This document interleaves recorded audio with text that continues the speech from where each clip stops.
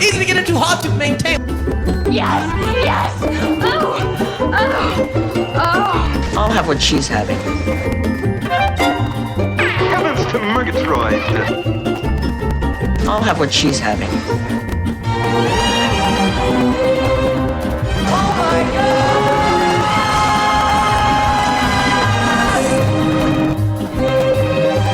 My lady, come, my lady. My lady, come, my lady. My lady, come, my lady. Good evening. This is S. Michael, and with me, as always, is Christine. A.K.A. Hunny. And we are... Baby, Yeah. what are we? A I couple. really don't know what we are. I'm still trying to figure it out. I don't know what the fuck you are. Ah! Yeah, I know I don't know. You don't. We don't know what the fuck I am, but we, you and I together are... Are taboo. Taboo. Not taboo. Gee. That's how it's pronounced in England, and that's how Snagglepuss says it, taboo. Taboo. A couple's journey into the depths of sexual depravity. There you go. That is us. Here we are, rock you like a hurricane. And usually what we do is give an update on our relationship in general, as well as any and all activities that we have been doing. I have an update. Oh, yeah? Yeah. On our relationship? Yeah, my hand's raised. Me. You? Me. Pick me. All right, honey, in the back. Okay. Yes. We're moving. And we're going to have a real sort of studio. Remember when we started out in my apartment doing this show? Yeah. No. So we're moving, but we're not just like getting a studio or something. We're getting a whole house. Well, it's a condo, but it's freaking condo. It's 2,100 square feet. So I mean, Might it's as well be a house. yeah, but yeah, it's got 3 stories and. I mean, a condo is just a house that other people take care of the outside shit. Well, and basically. you share a wall with another. We share 2 walls. Yeah, we're in the middle. But yeah, we have a walkout basement. We have the main floor with 2 dining rooms and 2 balconies and a patio and a living room, and then we have 3 bedrooms, 2.5 baths. Yeah, I mean. Yeah, and one of those bedrooms is going to be a studio. I'm so excited. And it's going to be a split studio. Yeah. But a single studio. Well, because it's going to be our office. Yeah. But it will definitely be our studio. But it's going to be bipolar. We're going to split it in half. Yeah, because, I'm going to have my side. It's going to be the honey side. Yeah, the honey side, which I do TikTok stuff. I have my interests. And so, I'm going to have my little Hollywood setup. Classic vanity with the Hollywood lights around it. Yeah, all light and makeup. It's like an industrial strength vanity. Yeah, and then Mike's going to have... Halloween. Like, it's going to be all horror and dark and weird and freaky. Isn't that going to be funny? It's like you're going to walk in and be like, what? Which side do I look at? It's an angel and a devil. I mean, and that's us, that's how we do things. So, so opposites attract, right? That's the big thing that's going on with us. And we close on or before the 15th. So, I mean, like in 20 days. Oh. It'll be less than that. My lease is up in August, but I got a cousin staying there who, probably could use that extra time to get his crap together. He got a job, though. Yay! But come August, I got no place to stay. So, I'll be slowly moving my crap into our place, our new place, which I lovingly refer to as the Honey Hive. Yeah. I mean, that's where the magic happens, right?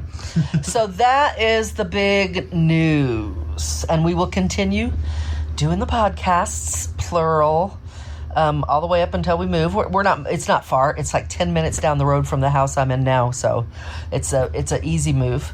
So we'll keep doing everything the way that we are. Yep. But hopefully in the near future, the production value is going to go way up.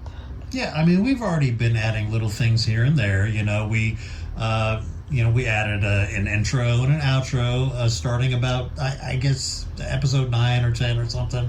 And then also You've started mixing it. I started mixing it Yeah. with, Audacity is the program that I use, but, we'll be upgrading everything. We'll have great microphones, cameras, we'll have, Well, maybe we'll start doing video for this, too. Yeah. Well, and we had our first guest last week. Yes. During the Sexploitation and Exotic Dance episode. Yes. Which she was great. And she did an excellent job.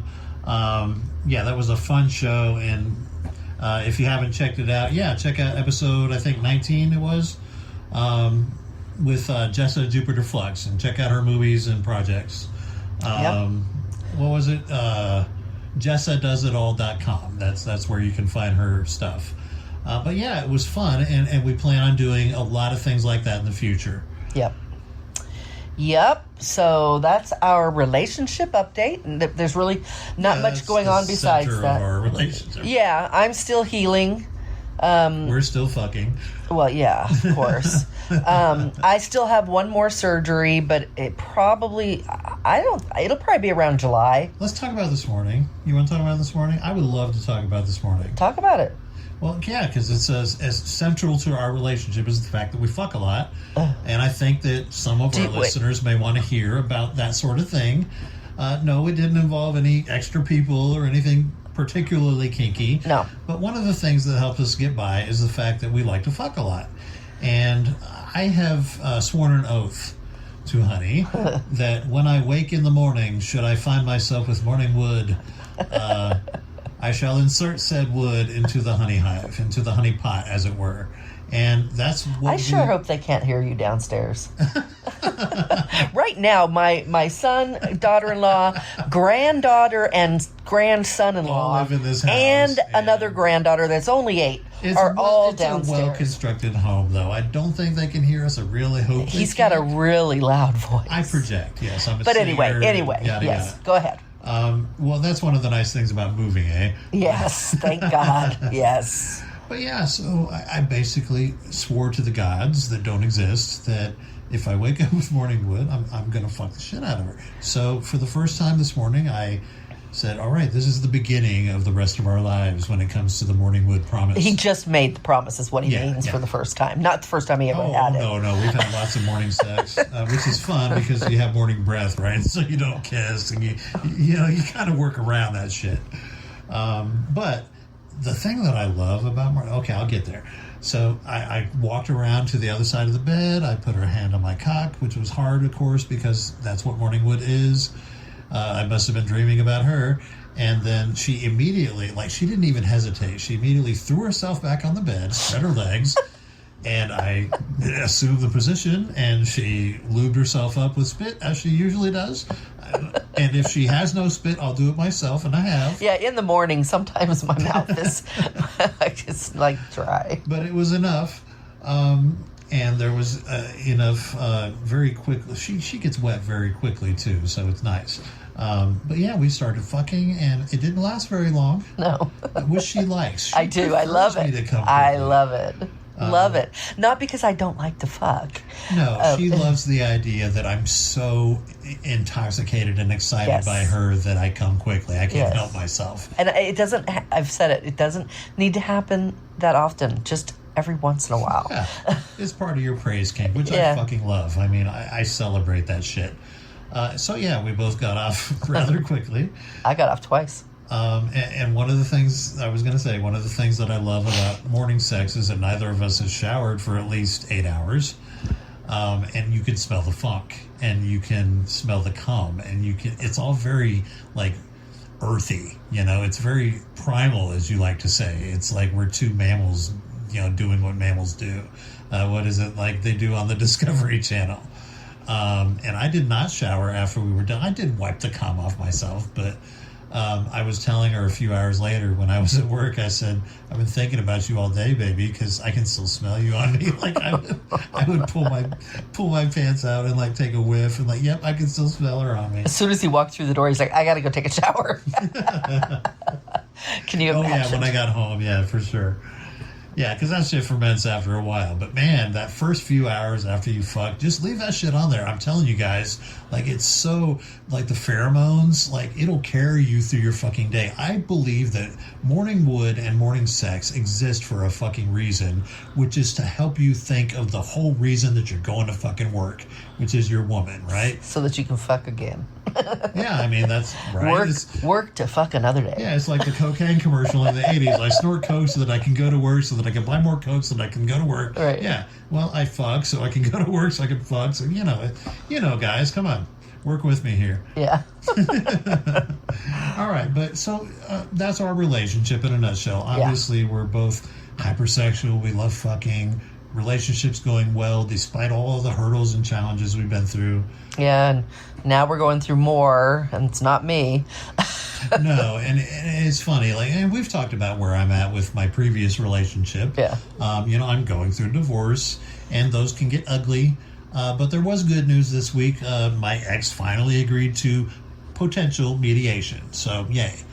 But yeah, we're buying a house in the meantime, and kind of working all of those financial things. For those of you out there that just got really fearful when you heard getting divorced and buying a house, no, he's not going on the title until he is free and clear of the encumberment of a previous marriage. No, I mean, the whole idea is that as soon as I get my settlement out of the divorce, I will immediately contribute whatever, from that settlement to our condo. So that we don't end up, paying a bunch, a monthly payment. Are we telling them too much? Are we? No, I don't think so. Actually, I hope that my ex finds this show. She gets jealous as fuck.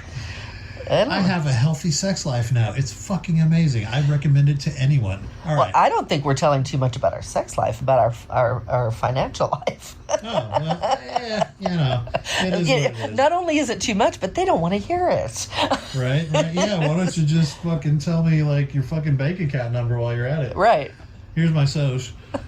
No, I mean, so long story short, things are going great for us, but yes, there are hurdles, there are challenges, there are things that... And there always will be. Yeah, there always for sure. will be. But there's, some things that are slowing us down a little bit, even when it comes to the lifestyle. And we're both very eager to re-enter the lifestyle at some point, but right now it doesn't make sense to. Well, like I said, I have another surgery, so I'll have to heal from that. And if I am able to have it in July, which I should, which is our birthday month. Yeah. Then July, August, September, October. I would say right around Thanksgiving I should be. There's something to be thankful for. We're back in the lifestyle. Right. By then my healing should be pretty healed. Yeah. Because you don't want to throw your scar out there when it still looks like it could pop open. Yeah. Even though it's healed, but it's still like funky. I don't know. It's all fat in places, and I don't know. Everybody's their own worst critic. It's like you're like a teenager. You see a zit on your forehead, and you're like, "Oh my God, it's the end of the world." Well, I will say that everybody that has seen my scars, whether they're in the medical field or not, have been amazed at how good they look because of what it went through. That was the very first thing I said after I saw it. Was like, "Wow, they did a hell of a job." Yeah. Well, hey, they took nice clean skin from my lower region, my midriff, and they pulled it up over the top, so it was all nice skin. So it should look good. And we talked about the smoothies. She's a smoothie now. And so am I. Not quite totally smooth yet. I will be after the revision. After the revision, it'll all be good. So that's it. No more relationship. Let's talk taboo. There's our update. What's the taboo? Okay, you guys, you're going to have to stick with us on this, okay? When I presented this to Mike, he thought it was a good topic, but not for taboo. Yeah, there was some pushback for sure. Yeah, and so you're going to have to stick with us and see it. And some of you, if you have this particular kink, might get it right away. But I don't think it's like, well, It may be prevalent. It may be way more prevalent than we know because it's not exactly the kind of taboo that gets talked about a lot, I think. Which is funny, right? Because you'd think, craving to have someone crap on you would not be talked about much. But I think it's probably talked about more as a taboo than this is. I wanted to do bestiality, and she was like, "No, I don't know enough about it. I simply said that we should do it and combine it with other taboos. Maybe do that. So and something else. my compromise was once we get back into the lifestyle, and so we're doing like a significant portion of our show on lifestyle updates and shit. That'd probably be a good time to do it because if she doesn't have a lot of input on it, then, let's face it. How long can you talk on well, bestiality? there's so many animals in the animal kingdom, Lord. baby. What are we going to do? Talk about what? All right, eels first. No. We'll get there when we get there. Do the whole alphabet. You bestiality folk, but we're not there yet. No. We'll get there. No. But long story short. Hey. Let me just take this opportunity to say that if you hear us talking about the fact that we're not ready to do bestiality, that we don't have enough to talk about. That sounds so wrong. Then for heaven's sake, I'm ready to do bestiality now. Send us an email. Yeah. And tell us. Do bestiality. You can't just tell us to do it. No, you have to give us your personal experiences with it. I want some stories, people. Dirt. Yes, give us reason to talk about it. We promise not to report you to the authorities. Oh, stop. If you're from Arkansas or any of the other 40 states where it's illegal, but PETA won't find out. She loves PETA. All right. Okay. The taboo is, because I know you guys are like, fuck, do they always have to do this? Do they always have to mention Lead it up to the taboo. and then go away from it and make us wait? Yes. Okay. It's called anticipation. Whatever. Okay. So the taboo is simply infidelity. What? Infidelity is not a taboo. I beg to differ. It certainly is. Yeah, for some folks, apparently. For some people, it is a kink. For some people, it's a fetish. Why? Well, there's a lot of reasons, but the main reason is the risk. They get off on the risk. They don't want to harm anybody. They're not looking to ruin their marriage. But the fact that they could, the fact that it's adrenaline pumping and they're risking everything and they're sneaking around and it's all taboo. It's something they shouldn't be doing. They get off on it. Or, and here's the opposite end of the spectrum, they get off on the idea of their partner cheating on them. Well, doing actual infidelity against them. So it's not a stag and vixen thing. It's not a cuckold thing necessarily. It may be related to cuckoldry. Cuckolding is a form of... But it's the idea of their partner doing something that is absolutely unethical and fucked up. That's the kink of it for some people. Cuckolding is a form of this, what I'm talking about, as is role-playing even. Of this type, but that's just like when you talk about stag and vixen, and I always, people will ask me, they'll say, well, I'm interested in your stag and vixen scenario that you talk about. Be a cuck. Yeah, but I don't want to be a cuck, and I explain to them, well, first off, it is not a cuck. There's a difference between it. So I explain the differences, and then I explain, because then they'll say, well, I don't want to send my quote unquote vixen out on a date and not be with her. I want to be there. Like there are That's only one form of stag and vixen. Right. There are different rare form, yeah. No. The sending them out on a date. No, it's very common. Present. Okay. No, I think that's more rare. Okay. So there's different levels of it, and there is with the infidelity kink, there is as well. It could be, like I said, it could be role play that you get off on. And if let's say you get caught and your spouse finds out that you have this kink. And so when they find out about it, it's not as simple as, oh, you cheated on me. This isn't a man or a woman having an affair. This is a man or a woman acting out on a fantasy, acting out on a kink, maybe a fetish. I don't know. But it's not as simple as they're having an affair. Sure, in the technical sense of it, they're having an affair. They're cheating. I wouldn't even call it an affair. They're cheating. But the dynamic behind why they're doing it, they don't want to hurt their person. They're not trying to hurt them.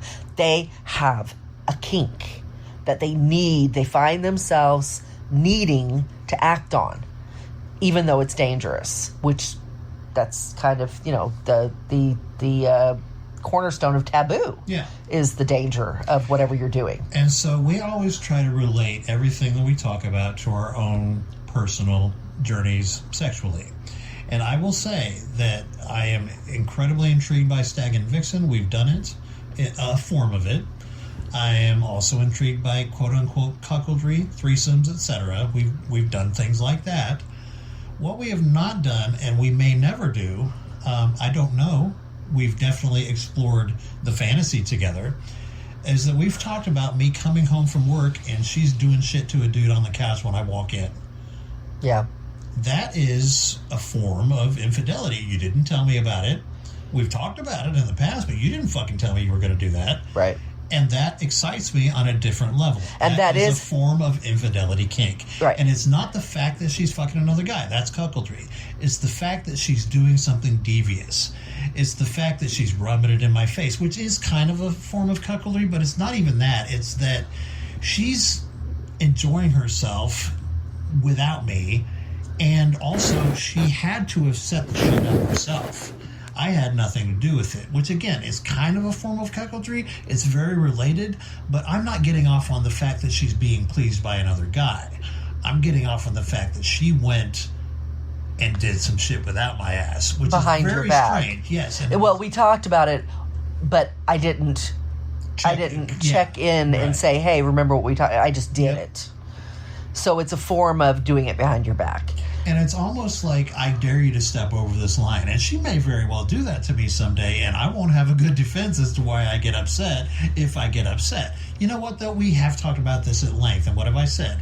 The only thing that would be a deal breaker for me is if she had actual emotional adultery with someone. Yeah. You know, and I'm sure all the women out there, not all the women, a lot of the women out there listening, if we have female listeners, hopefully we do, would agree. Like, emotional adultery is way worse than somebody fucking up and having sex for whatever reason with, another person than you.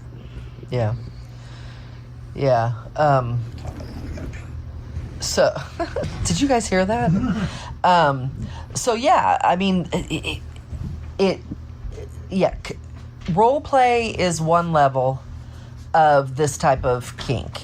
And if it never left role play, well, what I was going to say before was, if you get caught, let's say somebody is doing this and they get caught, then and maybe their partner is sympathetic to the fact that it's a kink, that they had a compulsion that they weren't able to control, and they believe them that that's what it was, and they also believe them that they didn't want to hurt them, and they accept it for what it is, that there was no connection, that they weren't trying to hurt them, that this was simply something that I didn't, that the whole dynamic had to be, you didn't know about it.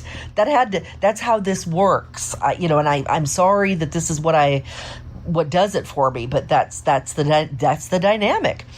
So, in order to save your marriage, let's say, you might move this into fantasy, into role play. Your partner might tell you, look, I mean, obviously I can't live with this. If they can't, I mean, who knows? Maybe they'd be into it. Maybe you can just tweak the fantasy a little. Maybe it could just be, okay, I need you to tell me about it after it happens, or, share this or that. Or, I don't know, take a picture. I don't know, because I don't know if that would ruin the kink for the person. But if you can't come to some kind of compromise in order for the person to continue their kink, then you may try to move into role play and allow your person to role play that they are cheating on you. Allow them to role play it all the way from start to finish, that they're doing. And you're gonna careful. No, see, that's just if you're it. too good at it, you may very well end up upsetting the other. That's person. why it's going to no. See, it won't work unless your person is in it, and because they're going to understand what they're saying they're going to put up with. And yes, of course, living it is different than saying you can do it. I get it, but there is a difference between a partner saying, I'll do this because I have no choice, versus this interests me. I want to do this with you. I don't like the thought of you going off and doing it with people. There's a lot of risks in that. Can we try this? Because personally, I'm going to say it kind of turns me on. So I kind of want you to fuck me like you're fucking a stranger. I want to participate, even if it's just role play. I think that's a pretty common form of role play. And I even do it to you a little bit sometimes. Yeah. Like, have you seen Christine? Have you seen Hunny? Yeah. And so I think that can be, it is definitely a form of this kink. I think that if you are out there and you're in a relationship and you care about the person you're with and you know that this is risky behavior and you're ready to explore this kink. No, you're ready to stop risking your relationship. That maybe with actual infidelity. Yeah, maybe. Well, because that's what you do. What you do, and maybe this person means so much to you that you're starting to struggle. I don't. We talk about transparency. So maybe it's getting to you. Then this might be something that you want to do. And look, I don't subscribe or advise, advocate people to be dishonest to their partners. But I'm not saying you have to sit down and say, look, this is what I've been doing. I've been cheating, and I'm not saying you have to do that. If you can't do that because you whatever, you're willing to let go of it. And so what you're going to do is sit down with your partner and say, I have a new game I want to play. Let me tell you all about it, and you tell me if it interests you. You get so excited if we have any kind of conversation. I do. I love to hear what goes on in his mind. So you might present it. But I guarantee you better be fucking careful, because there are lines that can be crossed and upset your partner. This is probably one of the most risky taboos that we've covered, to be honest. And so when you approach them that first time, you have to remember you're the one that's into this kink. And remember, the whole reason you're doing this is because this kink is very risky. So how the hell are you going to do it? There's going to be a lot of feeling things out. And really paying attention to reactions. So I want to do a little thought experiment, and we will never do this kink, by the way. I don't think. Probably not. But little thought experiment. Yeah. Because we're both sapiosexual. Yeah. We're attracted to each other's wisdom and intelligence. And how fun would it be to plot out an actual infidelity scenario? And I'm not going to do it to her, because like what you've already done about me bringing some guy home. Exactly. Yeah. But I would just kind of sit out just the scenario. Like, what would happen if you, maybe not even for several weeks or even several months, but at some point you took it upon yourself to write a little manifesto at the very beginning of these activities and say something like, this is for my beloved. This is for Mike. I know he gets off on the idea of me cheating on him. I don't know why. I think he's fucked up. However you want to say it. But let's say that was a kink of mine and you knew it because we talked about it at length. This is what I plan on doing for him. This is how I'm going to go about it. And eventually he will catch me. And I will make sure at some point that he catches me, because it's going to create drama. He gets off on drama. It's going to create this sense that I'm doing something wrong and evil, and he kind of gets off on the darkness of it. Sorry, he's trying to take care of something real quick. Hang on. There. Yeah, I'm rubbing her clitoris. No, he's not. Yours is a clitoris. Clitoris or clitoris? I would sound totally different if he was doing that. I'm rubbing myself. Rubbing one off. Anyway, so back to the scenario. And then it's like you leave like little clues to make sure that I catch you, okay? And then... Well, I think it would have to be better than that even. It'd be like, like being on the phone all the time and hiding, turning the phone so he can't see what Basically, I'm doing. it's a total mind fuck. Yeah. And that's why I mentioned the fact that we're sapio at the beginning of it. I think that this sort of kink, if you approach it from the way I'm talking about, really would appeal to people who are attracted to intelligence and ingenuity And the drama. things that sapio say. And yeah, absolutely. The things that sapio Mike does get off on drama. Mike gets off on drama. There's a reason I'm a social worker. So. And he really wants to grudge fuck me.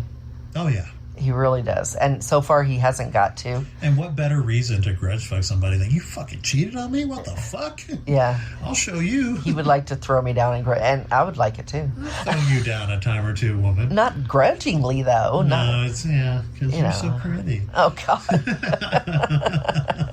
I'd have to be really fucking pissed. Well, if you thought I cheated, I'd be pretty fucking pissed. Yeah. I mean, hell, I got pissed because you were getting emails from old listeners, and Yeah, listeners. people Jeez. she's never met who live 100 miles away, but they're emailing her regularly. God damn it, that's fucking emotional adultery. Fuck you. Yeah, not really, but yeah. Not at all. I kind of felt that way a little bit for At least not on my part. About a week, and we talked about it on the show, I think, at one point, and it was an awkward show. But yeah, infidelity. I mean, you could really have a lot of fun with this kink, I think, if you got creative enough and kind of played out the scenario. I'm not saying do this, baby. Yeah, we need to have the wheels are spinning. We need to have a longer conversation. It is.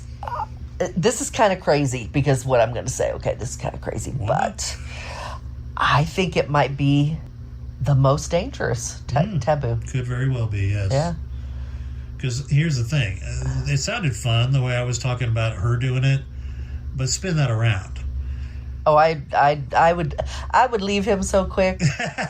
Actually, there's no disclaimer in existence that would cover my ass. I would just change the locks on the house, and he'd be sleeping in the yard.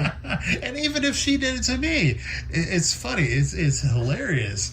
Even if she did it to me, and I was like, "Oh yeah, you got me," and I got off on it. It was fun. And if I tried to do it to her afterwards, because just because you want it doesn't mean that you get to do it to me. That's part of my infidelity. No, we can just not do yours. If that's how this plays, then I see I'm not invested in doing that for you. Right? That's your kink. That's fantastic. Not my problem. I love it. This was a good idea, this show. Because, and what I told her at the beginning of the show, I didn't want to do it for this evening. Well, for one, because infidelity in general... you know what? Let me tell you, dear listeners, he irritated the fuck out of me because he didn't have any trust in my thoughts. He had no trust that I put thought into this. And so he didn't even listen to me. He just immediately went, maybe for one of our other shows. I'm like, you know what, fucker? I know taboos, damn it. Fuck, why don't you just at least listen to me? You know what, though? I mean, come on, I crumbled instantly. And we might have argued about it for 2 minutes of pushback. But what I'm saying is you were right and I was wrong. I said the words there. But yeah, I mean, Jesus Wept is totally a thing, just based on 5 minutes of thinking about it seriously, yeah. But if it is a thing, you're not into it, or your person is not into it, and dangerous. Yeah, it and that happens. Very well be the one of the most dangerous kinks. Yes, that happens. That happens. That probably happens more often than not when it comes to anybody that has that type of kink. They end up getting caught. And I think most people probably the other party. 9 times out of 10, they're not into it. They feel betrayed. They feel, like of course, and they don't see it for a kink. They call it sex addict, and they go around telling everybody. Betrayal. Well, but they call him a sex addict when they find out the details. That he's going around or she's going around just fucking all kinds of random people. That you're a sex. That's what they call a sex addict. You're doing risky behavior. Just for the sake of fucking, but is it a sex addict or is it a kink? And if it's a kink and your person is willing to entertain it, does then it potentially enters, fun category. Right, but that's what I'm saying, because sex addict, labeling somebody as a sex addict is a big deal, because they go to therapy and they try to squash that. If it's a kink and you're just with the wrong person, labeling them a sex addict is, you might as well be labeled anything that is. I would say that if this is your fetish or this is your kink, you may want to be in an open relationship. You may want to be in a relationship with someone who's not going to be destroyed because this is your kink or fetish. Well, maybe. Here's the thing. Might be helpful, right? Here's the thing. Just because somebody has that kink, and yeah, I know this is bad, but just because they have this kink doesn't mean they are okay with their person doing it. That's fucked up. Oh, that's a double standard. Yeah. Yes, it is. Oh, like that's a new thing. It's okay for me to cheat on her, but she can't cheat on because me. He's I'll not, kill her. Because he's not saying it's okay for him to cheat. He is, but he's not. He's saying you weren't supposed to know about it. He's saying this is a kink. This is how this kink works. Do you have a kink? Well, no, I just want to cheat because you do. No, see, it doesn't work like that. This is a kink. So okay, right or wrong, that is a valid argument. Sure. So that's when you have to move into exploring other options. If your person has that argument and you don't agree, but you guys want to be together, then you need to start looking at other ways. You as the kinkster has to say, yeah, this isn't fair. You're right, it's not fair. But I can't watch you do that because you're not doing it for the same reasons I'm doing it. And I know that seems wrong, but if they truly have a kink, then they're right. They're right. Their person isn't going to do it because they have a kink. No, They're doing there it. may be a compromise there. There may be role play. That's right. Or whatever. That's right. It depends on how much they love each other, how much of a good relationship they have. There's a lot of variables, but yes, that won't work. That's why I just don't think an open relationship will work. Plus, if you have an open relationship, it's not going to feed your kink. How is that dangerous? No, and at that point, it's not dangerous. Almost involves, a form of role play because it's like, I'm cheating on you. Well, no, you're really not. Yeah, it's an open relationship. But, part of a lot of kinks is role play. So maybe that does work for you in an open relationship.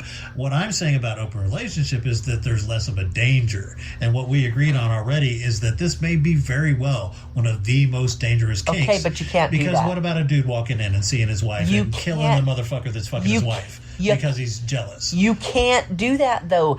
It defies the kink. It no longer is the kink. It depends on how good you are at role playing. You are fucking amazing at role playing, and I have lots of kinks. Well, what are you suggesting? So you're suggesting that if we were in an open relationship and I'm the one with the kink, so we're in an open relationship, we can each do whatever we want, and my thing happens to be infidelity kink.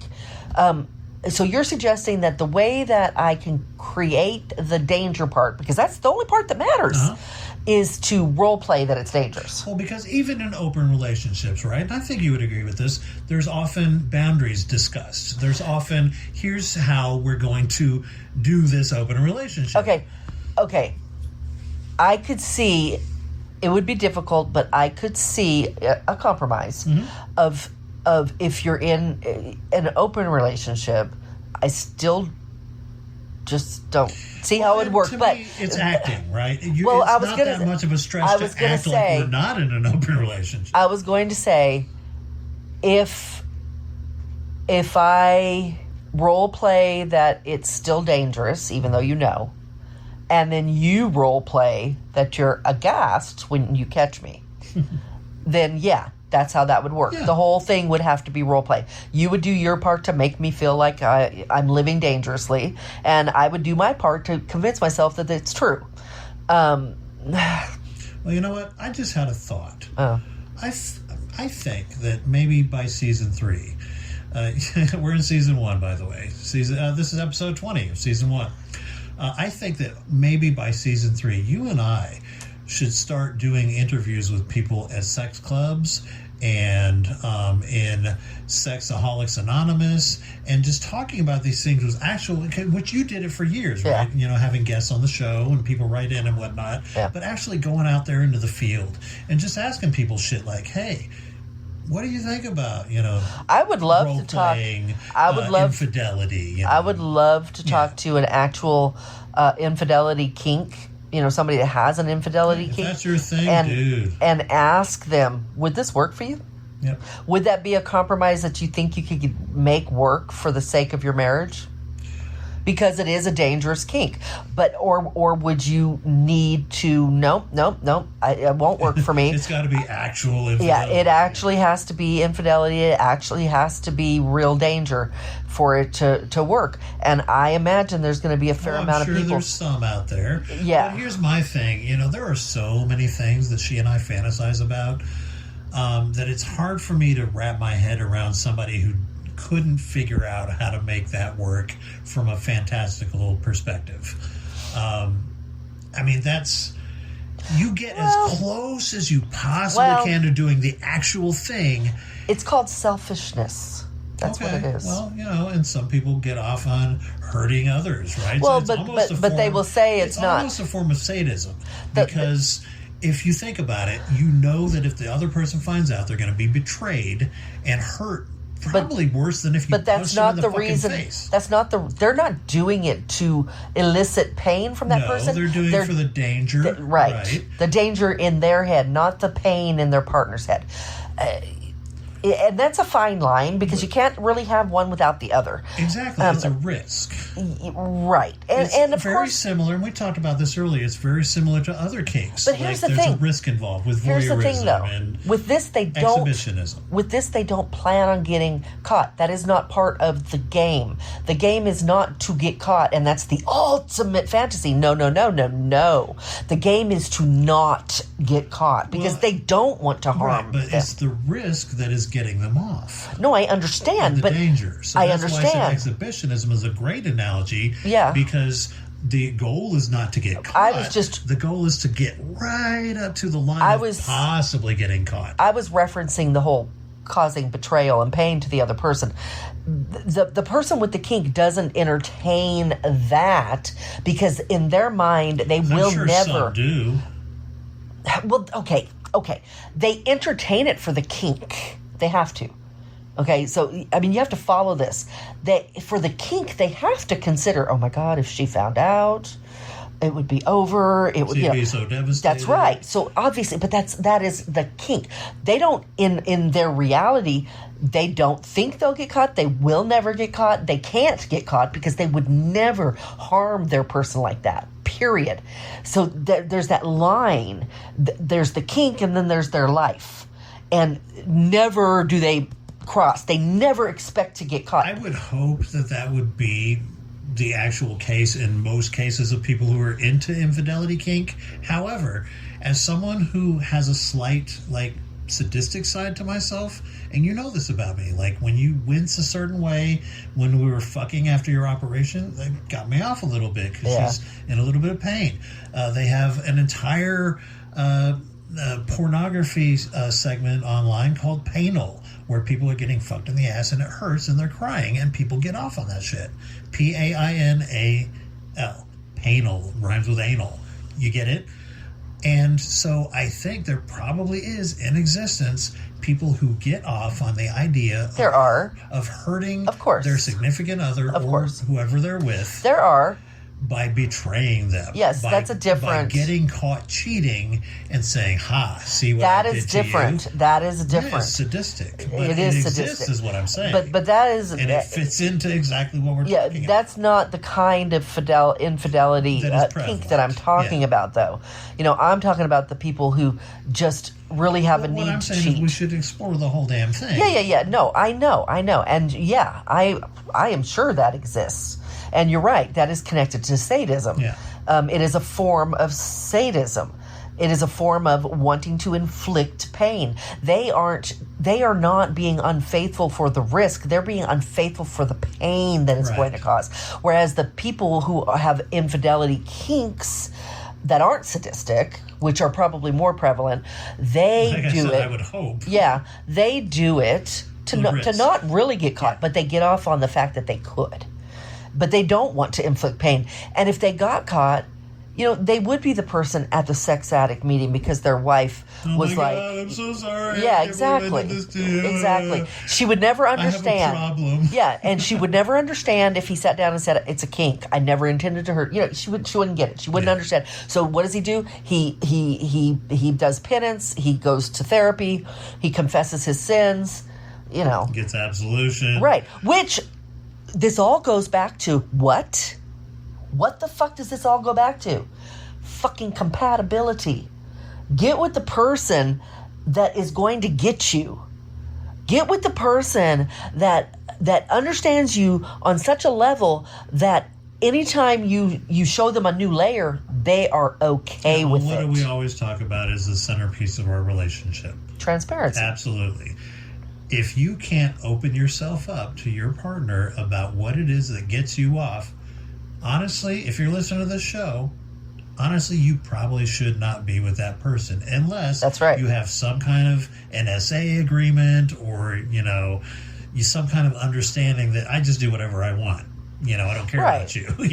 Right. But seriously, I get this all the time when I tell people on our regular show, when I tell them... The PG show? Yeah, the PG show. When I tell them, and I really push this, I advocate for this tremendously. Do not have a date until you have talked about certain intimacies that you're into, or that you feel them out as to whether they're as open as you are. And that's all you need to do. Just make sure they're open enough to talk about things. You'll find out if you're into the same stuff. But if they're not open to talk, what the fuck are you going to go out with them for? Yeah, I would assume that most of the people who are listening to this show are either similarly sexually active as we are. Right. I wouldn't say necessarily hypersexual. No.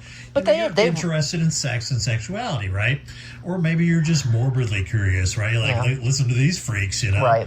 But Yeah. I would say probably most of our listeners are very interested in sex, and so get that shit out on the table if you really want to be with somebody long term. If you can't, if you're entertaining having a date with a woman and you're afraid that you can't ask her, so what is your sexual history like? If you think she's going to slap you for saying that, or she's going to walk out on you, really the person you want to fucking be right? with? Right. So what I say is that's not the person you want to be with, right? We can all agree on that. So therefore, you shouldn't be afraid to ask. Because if you ask and she gets pissed, what a great litmus test. Yeah. There you go. Now you know. Unless you're some kind of weird, evil, manipulative douchebag and you actually get off on getting with people and pretending to be the kind of person that they want to be with and pretending like you're not actually into fucking and cheating and all the fucking weird shit that you're into.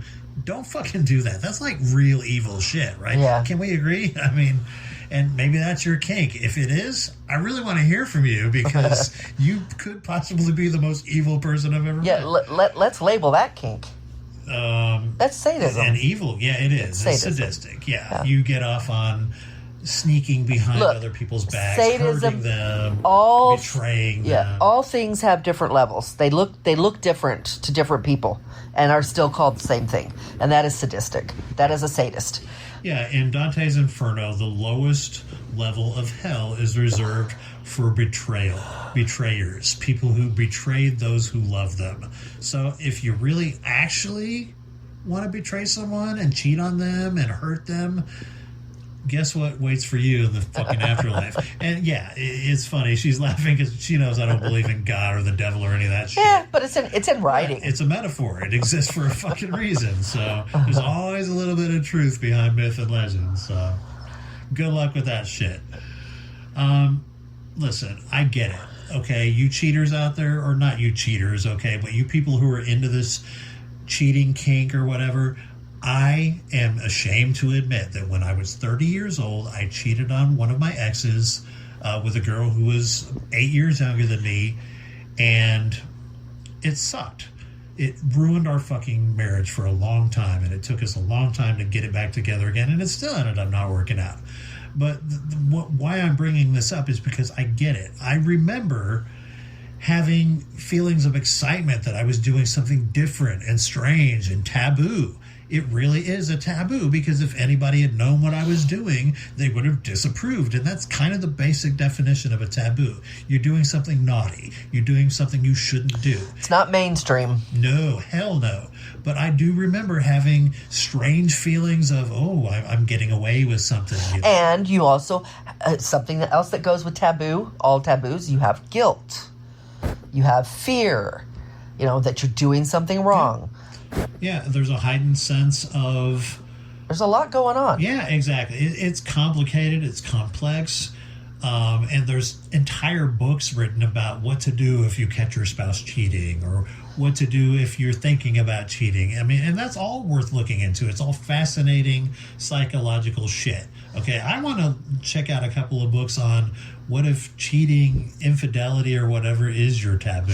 So I'm curious if there's anybody listening to this show who now has a little bit of a different perspective on somebody in their life who cheated.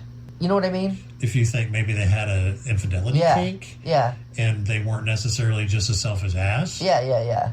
And they didn't know how to talk about it. See, a kink isn't a mental disorder, but you're right. I mean, maybe they just didn't quite know how to approach you with this kink that they had. And that's not unusual. Most people that have kinks feel alone. And they're not. There's groups out there for almost any kink you can think of. And I try to tell, I talk to a lot of people about this. I have podcasts about it. You're not alone. There are other people that think the way that you do. So it wouldn't be unusual, though, for a person in a relationship to do that, get caught, and the partner may think it's a one-off. It may end the marriage or relationship.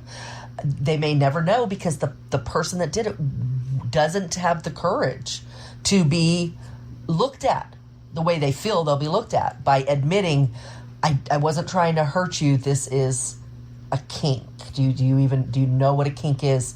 Do you understand it's a compulsion that I really have a hard time not doing?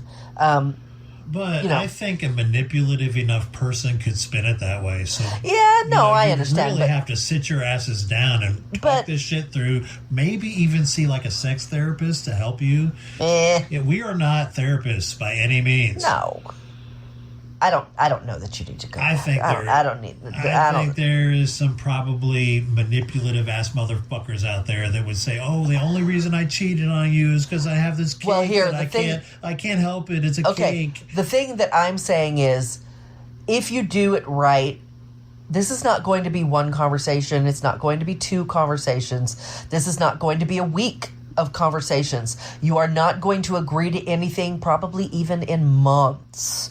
This is going to be an ongoing, deep, communicative conversation that's going to happen over time. How dangerous? That's right. And I don't think a manipulator's going to put up with it. I don't know. There's some long game motherfuckers. There are, but I'm that's not common. Most manipulators are, they're all about manipulation all the time. Yeah. And they really want to see their gratification, of their manipulation. And a partner that's just calmly wanting to talk for a year, not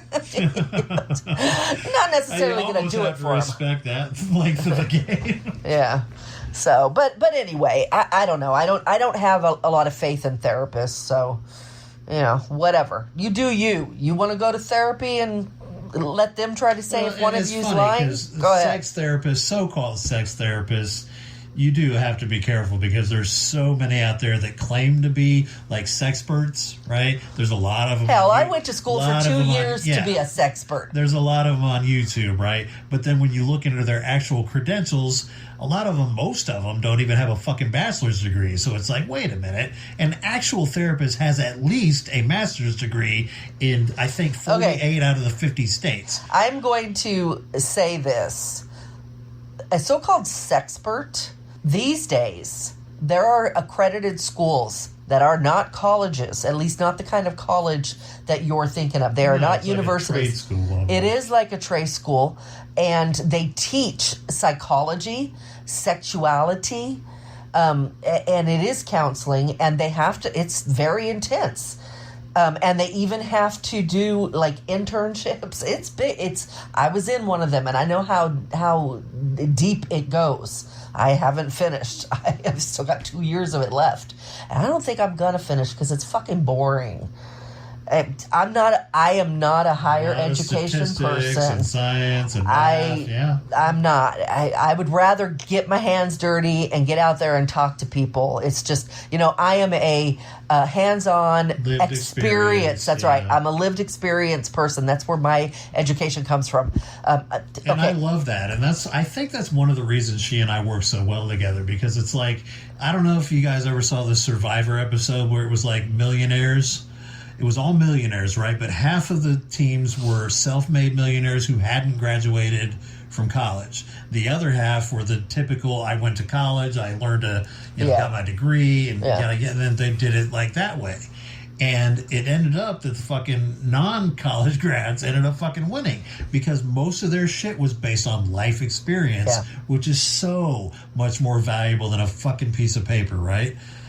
That says you know how to do, XYZ. Yeah. Rather than I actually know how to do XYZ because I got my ass in the fucking field and started doing it. Well, you know what? The funny thing about the higher education also is the parts that you remember are the parts that have to do with your trade. Those are the parts you remember. Yeah. Like you. You go to school. Yes, the parts you remember and you thrive on are the psychological parts.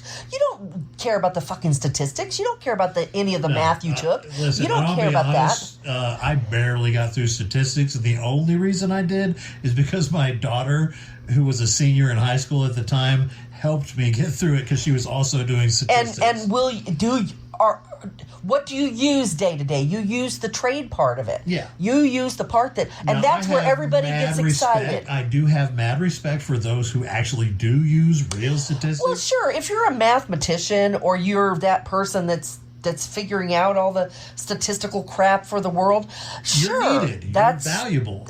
Well, not only that, but that's why that is part of your trade, and that is my point. You're proving my point. But that has not a lot to do with what the fuck I do, which is actual application of life skills. That's right.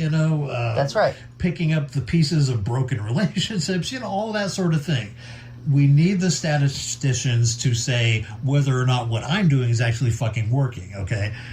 And for 100 other reasons, right? Bottom line is, we are at 56 minutes and 59 seconds, which means that the show is about to end. At which time you will hear Aerosmith's 3 Mile Smile playing in the background. I really enjoyed this episode, and I was, as we mentioned, I was very skeptical about it at first. But as Christine mentioned, if this is a thing of yours, please let us know. You can reach us at Taboo, a couple's journey at gmail.com. You want to tell them about our other shows?